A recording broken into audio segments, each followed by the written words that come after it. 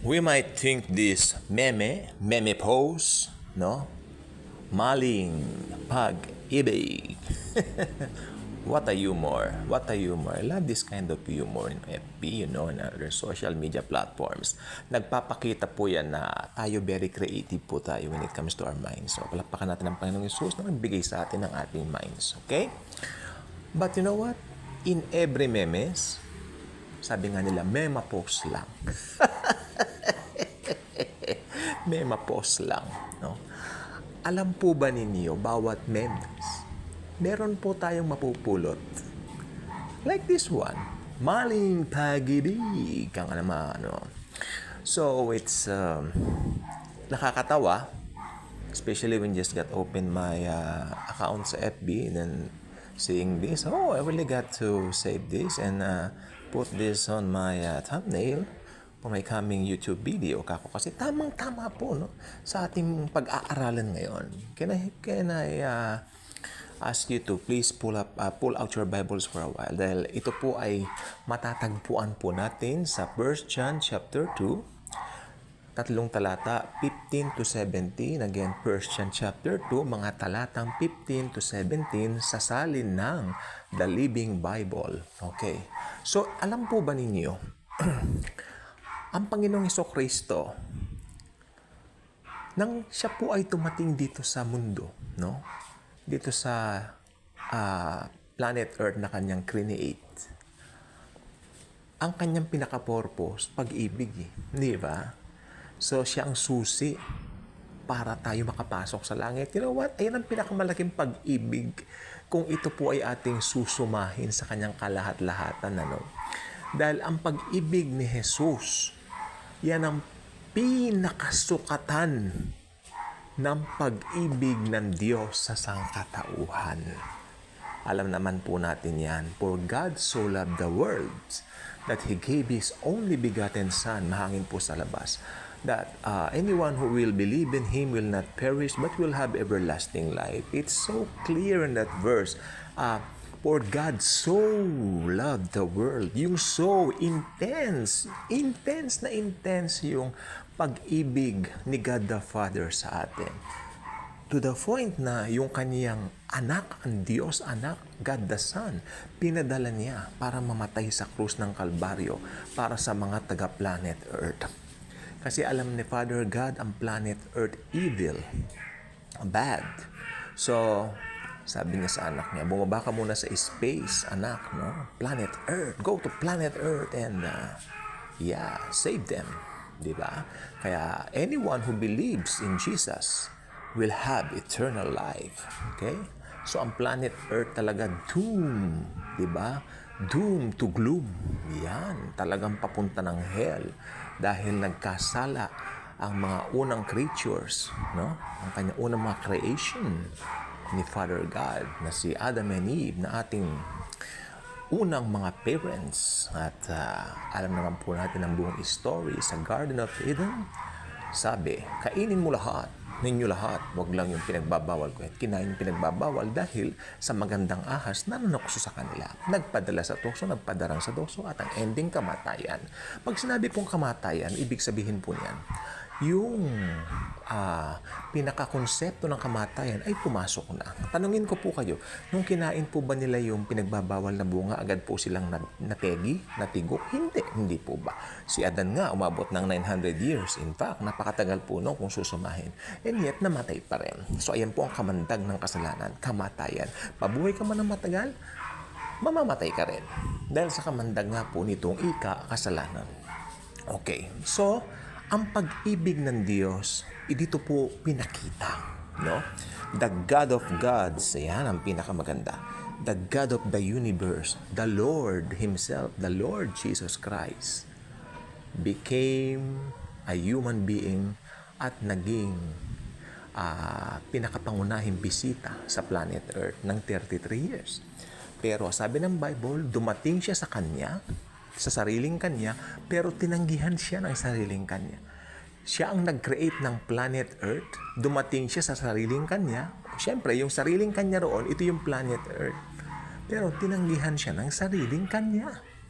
So, ang saklap, pero Pero dahil mahal niya mga taga-planet Earth, dahil, you know what?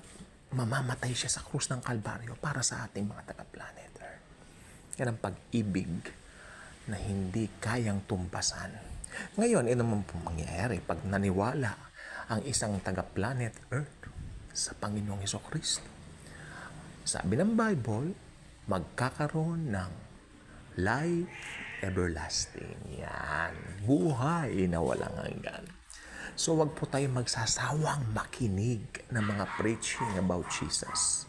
Sapagkat ang buhay na walang hanggan, kay Hesukristo lang masusumpungan. Di mo pwedeng masumpungan yan sa pera.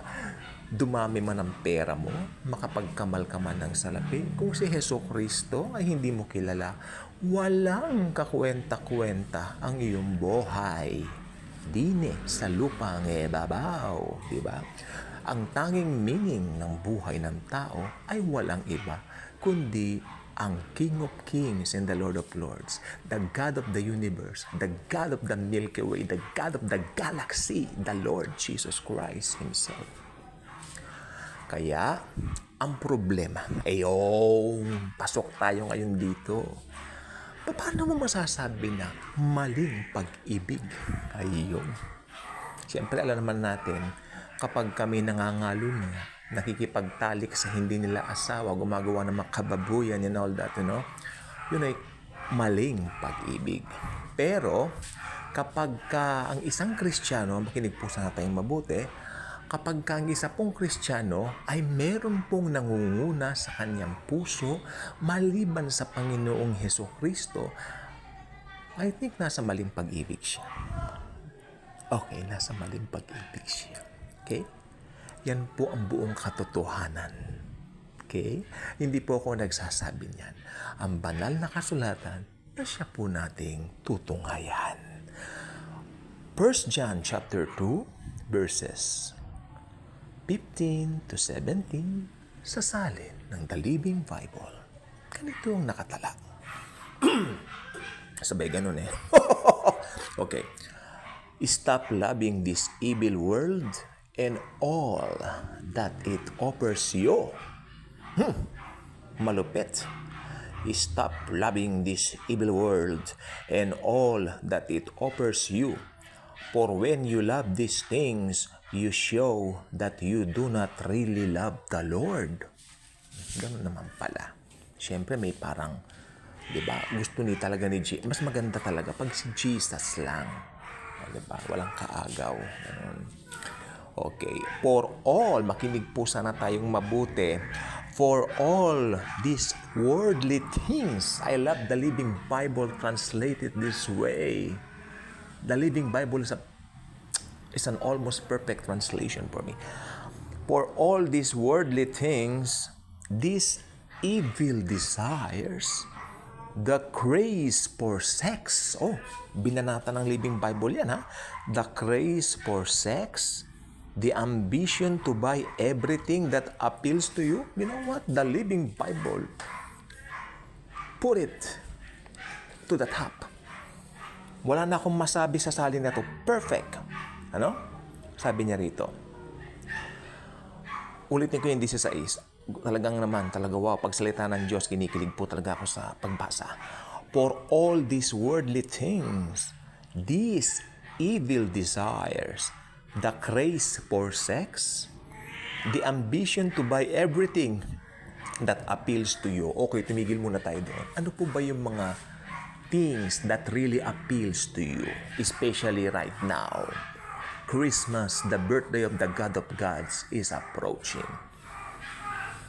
Ano ba yung mga things that you are really desiring right now that you have plans of buying this coming Yuletide season? Actually, we're in the Yuletide season right now. The Philippines is the longest celebrator of the Yuletide season. Okay. The ambition to buy everything that appeals to you, and the pride. And the pride that comes from wealth and importance. These are not from the Lord. Makinig po sana tayong mabuti. These are not from the Lord. They are from this evil world itself. Saan ka papupunta? Biblia na ang nagsasalita. Okay? 17. And this world, I love this. Ito po yung pinaka-conclusion natin na verse for today. And this world is fading away, and this evil, forbidden things will go with it. Yung mga evil things na yan, they will go with it sa pag-fade ng mga bagay-bagay na yan. But whoever keeps doing the will of the Lord will live forever. Dito po nagkakaroon ng maraming lito. Ibig ba sabihin, hindi na tayo pwedeng maglibang? Hindi na tayo pwedeng bumili ng ganito? Actually, hindi po masama yun. Kung may mga desire po kayo, ako ang desire ko po, Honor 90 phone. Honor 90 phone. Mukhang may magre-regalo raw sa akin. I'm really waiting. I'm desiring it. In fact, Lord, sabi ko sana magkaroon po ako niyan. Gagamitin po natin sa vlog natin kasi ang ganda po ng camera noon. At para ang gagawin ko po niya sa mga susunod na vlogs ko, bubuksan ko yung Bible, tapos kukunan natin sa Honor 90. Ang Honor 90 po, ano ba yan? Naging promoter na ako ng cellphone. Hindi po. Ang Honor 90 po, ang pinakamagandang camera sa cellphone ngayon. Wala kayong makikita ibang kasing ganda niyan. Okay? Apple user ako pero wala tayong magagawa. Honor 90 ang the best eh. Ano magagawa ko? Okay. Again sa 17. And this world is fading away, and these evil, forbidden things will go with it. But whoever keeps the will of God will live forever. Simpleng tanong ko po, pag sinabi ng Bible na will of God, ano po ba yun? What is the will of God? What is the will of the Lord? Tanggapin ang Panginoong Hesukristo as Lord and Savior. Or should I say, as your very own personal Lord and Savior. Personalin mo siya. Inaangkin kita, Panginoong Yesus. Inaangkin kita sa life ko. Personalin mo ang Diyos ng mga Diyos, ang God of the galaxy, ang God of the Milky Way, si Lord Jesus. Personalin mo siya. Personalin mo. Ibibigay niya yung mga desires mo. Ibibigay niya yung Honor 90. Thank you, Jesus. I receive it. Hindi po masama ang mga yan. Kaya lang, ang problema dun sa love of the world, ganito po yan yung laging yun na lang ang iniisip mo. Ako, I'm desiring one sa Honor 90 kasi gagamitin natin sa glory niya. Know your heart. Because no, sa akin, alam po naman, Lord, pagising ko pa lang, Jesus, tanghaling tapat, Jesus, matutulog ako, Jesus, pagising ko, Jesus. Pagising ko, siyempre may gagawin tayo, no? Lalo na pagising ko, minsan tinatawag-tawagan ako ng yung mga kadil namin sa mga kapwa-ahente ko. Pero sabi ko, teka lang muna. Nagdi-devotion ako. Sinasabi ko po sa kanila yun, whenever they call me, nagdi-devotion po ako. Tulad kanina tanghali, sabi ko, ako po ay may binabasa sa online. Nag-aaral ako. Okay. Pasensya na. Ganyan. Jesus should be the priority. Jesus lang. Mahirap ba yung unawain? Ang Biblia na nagsasabi. Diba? So, ang Panginoong Jesucristo, very loving. Ibibigay niya yung mga desire mo.